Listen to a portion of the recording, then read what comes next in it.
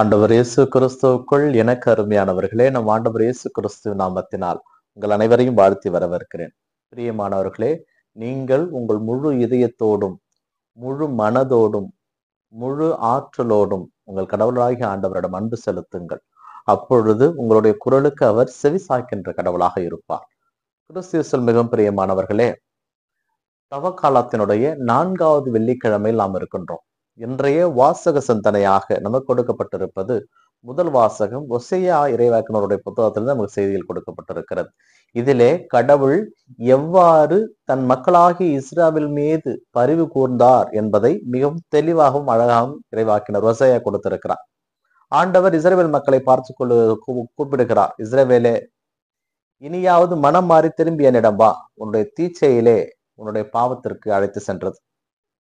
இனி நீங்கள் என்னை நோக்கி கூப்பிடுங்கள், உங்களுடைய குரலுக்கு நான் செவி சாய்க்கின்ற கடவுளாக இருப்பேன் என்கின்ற வாக்குறுதியை கொடுக்கிறார். நீங்கள் மனம் மாறிவிட்டீர்கள் என்றால் உங்களுக்கு தேவையானது அனைத்தையும் நான் செய்வேன். இனி நீங்கள் கவலைப்பட வேண்டாம், வருத்தப்பட வேண்டாம், உங்களுக்கு உண்டானது அனைத்தையும் நான் கொடுப்பேன், எதை குறித்தும் நீங்கள் கவலைப்பட வேண்டாம் என்கின்ற ஒரு வாக்குறுதியை கொடுக்கிறார். இறுதியாக சொல்லுகிறார், ஞானம் உள்ளவன் எவனோ இவற்றை அவன் உணர்ந்து கொள்ளட்டும், பகுத்தறிவு உள்ளவன் எவனோ இவற்றை அவன் அறிந்து கொள்ளட்டும். ஏனென்றால் கடவுளுக்குரியவர்கள் நேர்மையான பாதையிலே நடப்பார்கள், கடவுளுக்கு உரியவை பற்றி எண்ணாமல் தீயனை செய்வார்கள். நீங்கள் எப்படிப்பட்டவர்களாக இருக்கிறீர்கள் என்கின்ற ஒரு கேள்விக்குறியோடு முடித்திருப்பார். கிறிஸ்துவில் மிகவும் பிரியமானவர்களே, இந்த ஞானம் என்பதை இங்கே கடவுள் நமக்கு மிகவும் அழுத்த திருத்தமாக கூறுகிறார். ஏனென்றால் ஞானத்தை நாம் உணர்ந்து கொள்ள முடியும், பார்க்க முடியாது. அந்த ஞானத்தை நாம் உணர வேண்டுமென்றால் அது கடவுளுடைய உள்ளம், கடவுளுடைய இதயம், கடவுளுடைய மனது, இவைதான் இந்த ஞானத்தினுடைய திறவுகோல். இந்த ஞானத்தை நாம் பெற்றுக்கொள்ள வேண்டுமானால் கடவுளை முழுமையாக அறிந்து கொள்ள வேண்டும். ஏனென்றால் கடவுளிடம் நாம் கொள்ளுகின்ற அச்சமே ஞானத்தினுடைய தொடக்கம் என்று திருப்பாடல் ஆசிரியர் நமக்கு சொல்லுவார். அந்த ஞானம் உடையவர்களாக நாம் வாழ வேண்டும் என்றால் கடவுளை அறிந்து கொள்ள முயற்சி செய்ய வேண்டும். இந்த தவக்காலம் அதற்கு ஒரு வாய்ப்பை நமக்கு கொடுக்கிறது. நாம் முழுவதுமாக கடவுளை அறிந்து கொள்ள இந்த 40 நாட்கள் நமக்கு மிகப்பெரிய ஒரு வாய்ப்பை கொடுக்கும். அதிலே ஏறத்தாழ 22 நாட்களை நாம் கடந்திருக்கிறோம்.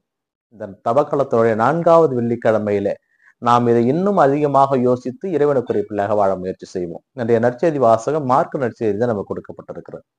எப்படி முதல் வாசகத்திலே இஸ்ரவேலே கேள் என்கின்ற வார்த்தையோடு ஆரம்பித்ததோ அதே போல இயேசு கிறிஸ்து இங்கே நற்செய்தி வாசகத்திலே இஸ்ரவேலே கேள் என்றுதான் ஆரம்பிக்கிறார். உன் கடவுளாகிய ஆண்டவரிடம் உங்களுடைய முழு இதயத்தோடும், முழு உள்ளத்தோடும், முழு மனதோடும், முழு ஆற்றலோடும் அன்பு செலுத்துவீர்களாக. அதுபோல உங்களை நீங்கள் அன்பு செய்வது போலவே உங்களுக்கு அடுத்திருப்பவரை நீங்கள் அன்பு செய்ய வேண்டும் என்கின்ற கட்டளையை கொடுக்கிறார். அவர் சொன்ன கட்டளையை அந்த பரிசேயர், மறைநூல் அறிஞர் இயேசுவிடம் திரும்ப அழகாக சொல்லுகிறார். அதாவது நாம் ஒருவர் மீது கொண்டிருக்கின்ற அன்பு, நாம் ஒருவர் மீது காட்டுகின்ற கரிசனை, நாம் ஒருவர் மீது காட்டுகின்ற பேரன்பு, பேரார்வம் எரிபலிகளை விடையும் ஆசீர்வாதம் மிக்கது என்று நீங்கள் சொல்லுகிறீர்கள். கடவுள் ஒருவரே, அவரை தவிர வேறு யாரும் உங்களுக்கு இருக்கக்கூடாது என்பதை நீங்கள் சொல்லுகிறீர்கள் என்று சொன்ன உடனே அவருடைய அறிவு கூர்மையை பார்த்து இயேசு கிறிஸ்து இறையாட்சி உங்களுக்கு தொலைவில் இல்லை என்று சொல்லி முடிப்பதாக மார்க்கு நற்செய்தியாளர் பதிவு செய்திருப்பார். கிறிஸ்து இயேசுவில் மிகவும் பிரியமானவர்களே, இங்கே நாம் ஒன்றை தெளிவாக புரிந்து கொள்ள வேண்டும். முழு இதயத்தோடு, முழு உள்ளத்தோடு, முழு மனதோடு, முழு ஆற்றலோடு உன் கடவுளாகிய ஆண்டவரிடம் நீ அன்பு கூர்வாயாக. அப்படின்னா இந்த உலகத்திலே எல்லாவற்றிற்கும் மேல் கடவுளை மட்டும் முதலில் அன்பு செய்யுங்கள். இந்த உலக செல்வங்கள் அனைத்தும் உங்களை விட்டு போய்விடும். இந்த உலகமே ஒருவேளை இல்லாமல் போய்விடும். ஆனால் படைத்தவர் நம்மை விட்டு ஒருபோதும் விலக மாட்டார், நம்மை கைவிட மாட்டார். அவரை நம்பினோர் வாழ்வடைவார்கள். இதைதான் அவர் தெளிவாக முதல் வாசகத்தை சொல்லியிருப்பார். ஞானம் உள்ளவன் எவனோ அவற்றை உணர்ந்து கொள்வான், பகுத்தறிவு உள்ளவன் எவனோ அவற்றை அறிந்து கொள்வான். நாம் ஞான உள்ளவராக இருக்கிறோமா, பகுத்தறிவு உள்ளவராக இருக்கிறோமா என்பதை நாமே ஆராய்ந்து பார்ப்பதற்கு இந்த தவக்காலம் கொடுக்கப்பட்டிருக்கிறது. அதனால் முடிந்தவரை நாம் கடவுளுக்கு ஏற்றவை பற்றி எண்ணுவோம், கடவுளுக்கு உரியதை பற்றியே யோசிப்போம். ஏனென்றால் உலகத்தில் வாழ்கின்ற ஒவ்வொரு உயிரும் கடவுளால் நமக்கு கொடுக்கப்பட்ட பரிசுகள். அவற்றை நாம் பேணி பாதுகாக்க வேண்டும். ஏனென்றால் அவையோடு நாம் வாழ்கின்ற பொழுதுதான் வாழ்வு நமக்கு முழுமை பெறும். கடவுள் இல்லாமல் நம்மால் ஒரு இன்ச்சு கூட நம்மால் நகர முடியாது. அவருடைய ஆசீர்வாதம் இல்லாமல் நம்மால் ஒரு செயல் கூட செய்ய முடியாது. அப்படிப்பட்ட கடவுளை நாம் அறிந்து கொள்ள வேண்டுமானால் அவரிலே நாம் முழுக வேண்டும், அவரிலே நாம் கரைய வேண்டும்.